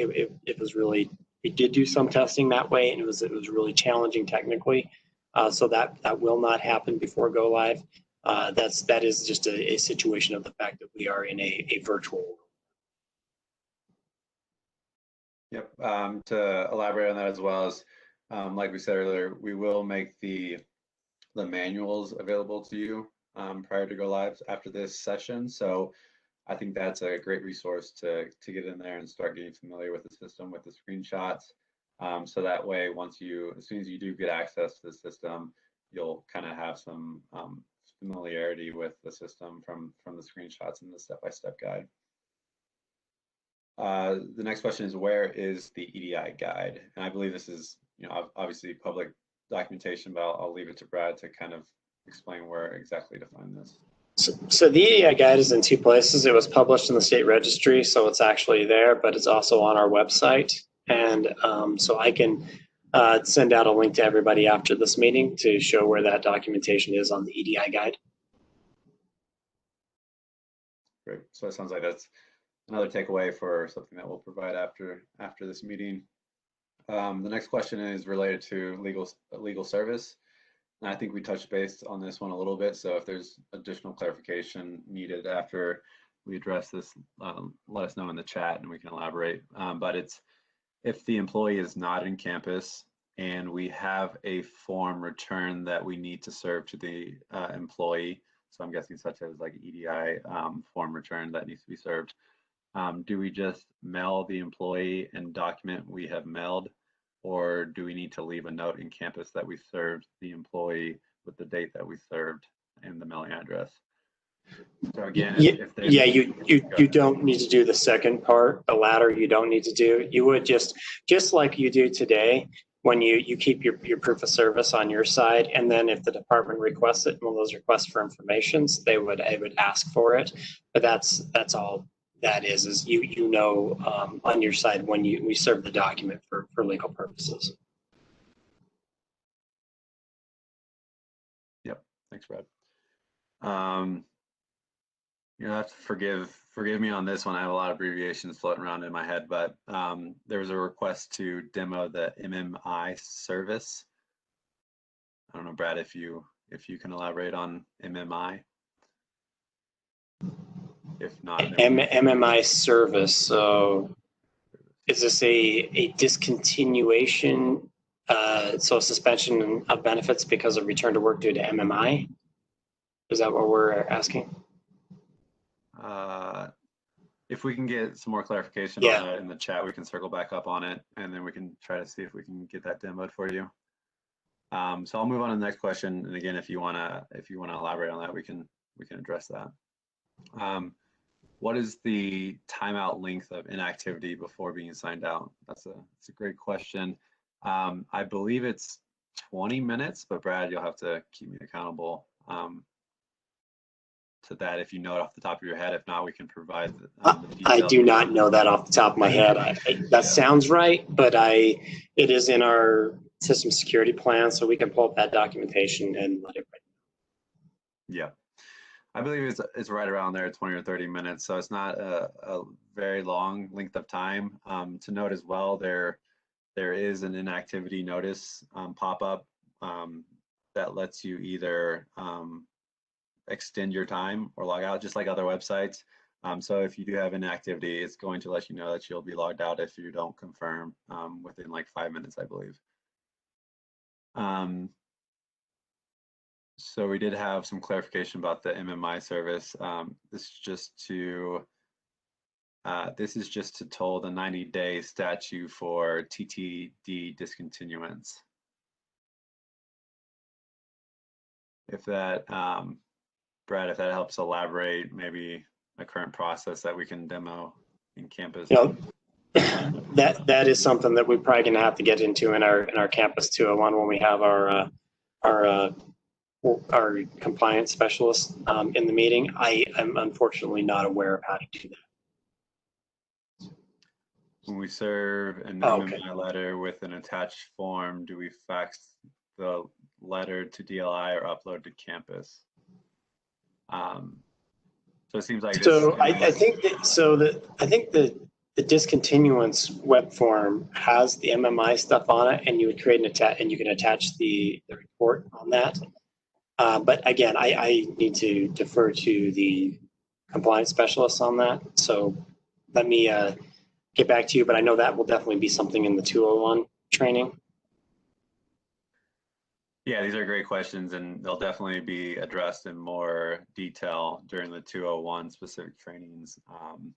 But anything that at that point is not addressed, we can obviously clarify in more detail as well.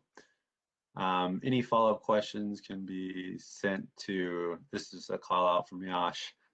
So if you have any follow-up questions, feel free to send them over to the DLI WCMP website, and that's monitored regularly, so we can get more specific questions back from some of the SMEs on specific processes or any kind of technical requirements. Will only new claims be added to campus, or will the older claims be added for future filings? That's a great question. So we've worked hard on making sure, and I'll let Brad elaborate on more detail as well on this one, but we've made sure to made sure to bring over any existing filings and older filings over to the new system, so that obviously you don't want to have to start over. So it allows you to pick up from where you left off, as well as get retain all the information from previous filings as well. So I can let Brad kind of elaborate on our process for migrating over some of our older campus claims. Yes. So any claim that is still currently active, that you're still currently doing filings on, come day one, you would set, we need to turn off the 3.0 standard, and we got to switch to the 3.1 standard. And the way that's done is by you first file what they call a FROI UR. That is what sets the standard for the new 3.1 standard for the FROIs. So if you filed a FROI with us in the past and you still need to work on the claim, you file a FROI UR, that comes in. And then if you've already done your first action on that claim, so it's either been denied or it's been, there's an initial payment or something of that nature, then you would file a SROI UR transaction on top of that. And that's what sets the sequencing going forward, because in the EDI world, if you read it, there's a lot of sequencing based on the previous transaction. Well, because we're setting new standards and we were a paper-based system before, the SROI UR sets your new standard, sets the new sequencing as a point forward. So if the next thing you were going to file after you send in the UR is a suspension, then you file your suspension after, or if it's just an interim status report or something like that, then you would just file that. So those will be in the system. If you did have a request for an old file, those old basement files, there's a way to request those in here in campus, where we would actually, they're not going to be migrated in, they're going to be migrated in upon request. So you would send one of those, you would do one of those, I want to get access to a claim. It would tell you it's a basement file. They would go down, they would scan it, and then they would send it back. You get a notification back that that file is ready. At that point, if you're going to continue to file on that, you would need to file your FROI UR again, and then definitely if it's in the basement, it's a SROI UR situation. So that is that. Thanks, Brad. I think that was really helpful to clarify what to expect at Go Live. There's a call out for if you want to register for any of the remaining campus training sessions. That's available through the link that Yash sent out in the chat. So feel free to go in there and view the catalog and see which trainings are going to be available going forward, so that you can be aware of the ones that are applicable to you and get registered for those. So that ends the questions that we currently have. I'll obviously leave the floor open for any additional questions related to what you saw during the presentation or anything else you may have. But yeah, we really appreciate everybody showing up and being attentive and asking these great questions. And we hope that you're as excited as we are to get going with this new system. And Brad, did you have anything you wanted to add as far as any kind of expectations or anything that you'd like this group to know? No, I think this has been a great session, and you know, we take from these sessions and we try to improve our training going forward. So I appreciate all the questions. Like Tyler said, we are very excited for this, and we know this is a true partnership with our stakeholders in getting this to go live. So we will post. I mean, Yash will give you our email address if you have any more questions. After, I think after the 201 training, it'll make a little bit more sense, and it will be a little easier because you're asking some very specific questions around obviously timeliness and how do I file things, which is very important in the state of Minnesota. So we want to make sure we address those. But also, I hope you can see that this system is very flexible, and it is you know, we try to make sure that it could adapt to the different business models that are out there. So again, I appreciate everybody for doing this training, and we will definitely be doing more trainings down the road. This is just a process. So we're going to start the training, we're going to go live, and we're going to have follow-up trainings. We're going to have people available to help you get through your specific scenarios. But I hopefully you can see the system's pretty intuitive and in the way it's designed, and that, you know, we want to make sure that people can use it. So again, thank you. Yep. Thank you so much. I'm going to leave the chat open for a little bit longer here before we end this session, just so you have a chance to grab that Minnesota mailbox so that you can address any questions directly to there, and then we'll provide the rest of the contact information so you can ask any more additional questions, and then also kind of urge you to take a look at the course trainings so that you can sign up and register for the rest of those.